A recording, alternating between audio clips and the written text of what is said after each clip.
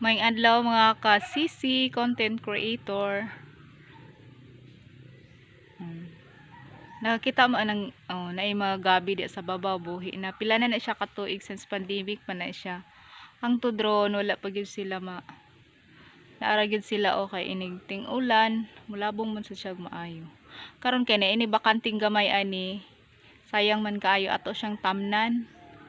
Naay pila pud ta kapunuan nga natanom karon kay para masumpay nato sa nahabilin. Sayang man kaayo ang area. So dinhi kani aning nahabilin nga medyo nakita ang ihang punuan. Ato siyang hambukan. Ato siyang tabunan og yuta. Aron na lang. Aron ang ihang unod or makapangunod siya diha. Basta makita ang punuan, hambukan na lang na siya. Labi na katong mga punuan nga dili pa kaayo tag-as or di pa tagkuan yan tugdan ba kani ang lawas sa gabi tugdan mitawag na mo sa mo. Nato siyang hambukan para siya makaunod. Diri nga side ato na naghambukan.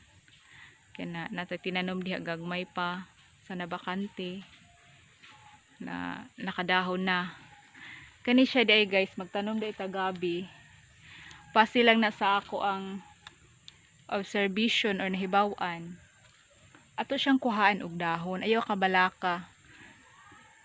Aron man lang ni siya kung dunay mahangin-hangin dili siya matay-og kay syempre di ba pag hangin ang iyang dahon mag-ana-ana pilay-pilay sad. So kini siya maghinay-hinay ni gawas ang iyahang dahon diri sa tunga hangtod magkadaghan, magkadako-dako ni siya magkadaghan, magkadagko. So dili siya ang kabalakaan kon imo siyang gipang putlan inanaon siya pagtanom og gabi. Mao na siya kung mga gabihan karon diha nga nadagko na.